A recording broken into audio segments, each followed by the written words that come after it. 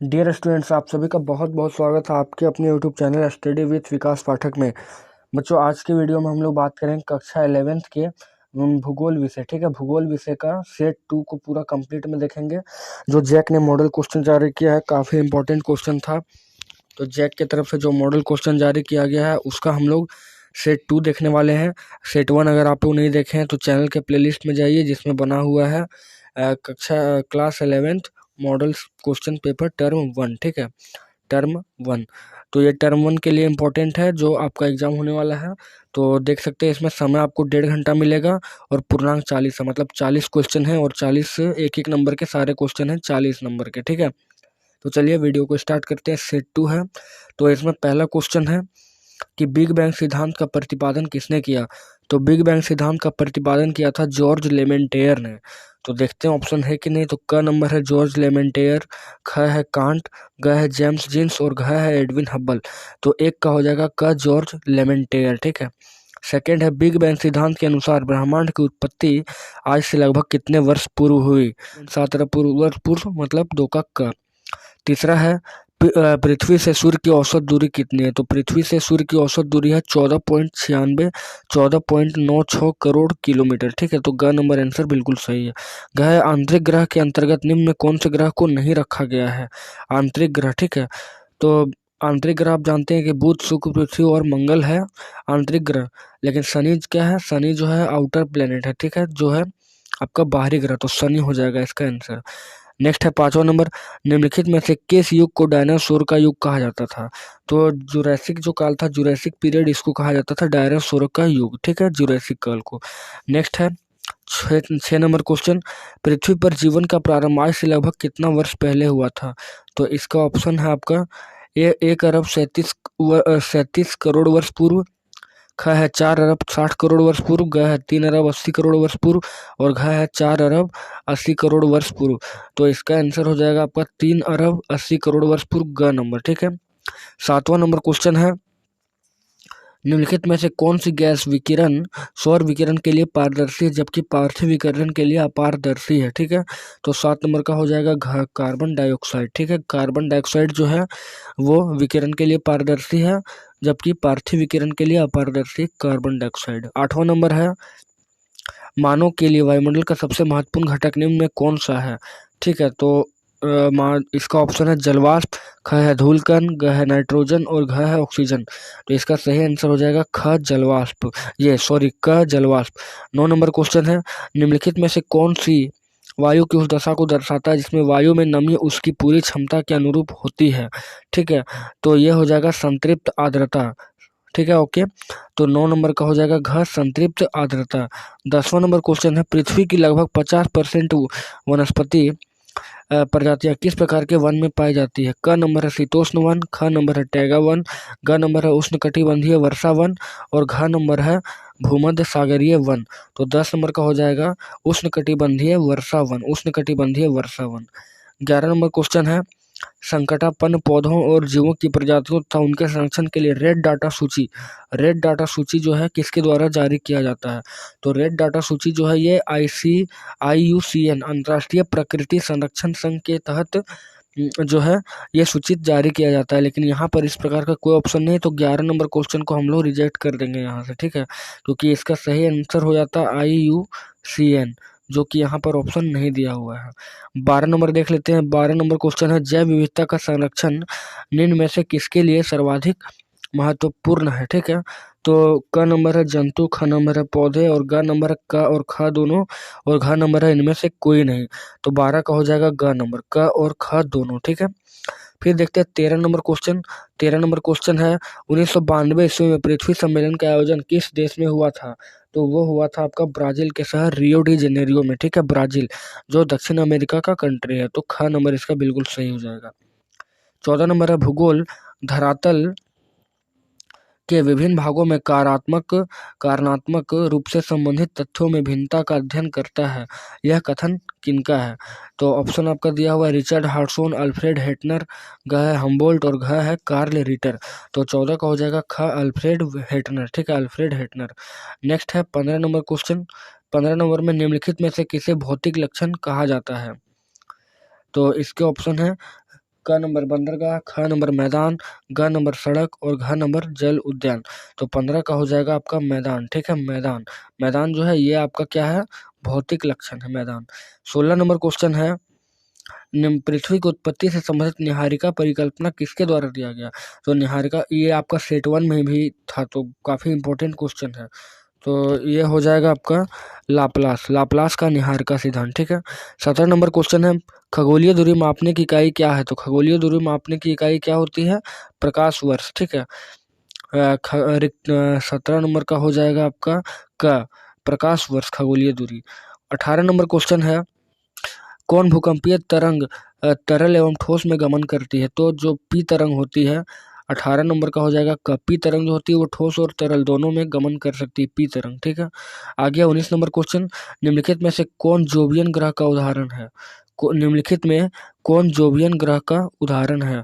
तो हो जाएगा आपका ऑप्शन इसका दिया हुआ है, बुध, ख है शुक्र, ग है मंगल और घ है बृहस्पति। तो बृहस्पति ग्रह को ही जोवियन ग्रह कहा जाता है। ठीक है। तो जो बृहस्पति के अकॉर्डिंग है उस बृहस्पतिय ग्रह या जोवियन ग्रह दोनों में से कोई एक कहा जा सकता है।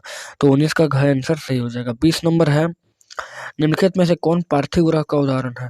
तो पार्थिव ग्रह मतलब टेरेस्ट्रियल। ठीक है, टेरेस्ट्रियल प्लेनेट। तो टेरेस्ट्रियल प्लेनेट का उदाहरण क्या है, तो शुक्र है। ठीक है। इसका ऑप्शन था बृहस्पति, शनि, नेपच्यून और शुक्र।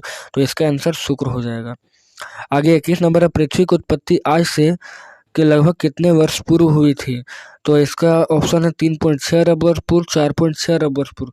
तो आप जानते हैं कि पृथ्वी की उत्पत्ति आज से लगभग 4.6 अरब वर्ष पूर्व हुई थी, यानी 21 का ख नंबर आंसर बिल्कुल करेक्ट होगा।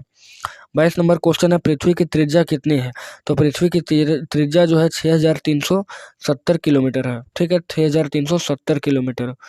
तो देख सकते हैं पृथ्वी की त्रिज्या को मैं दिखा देता हूँ आपके सामने।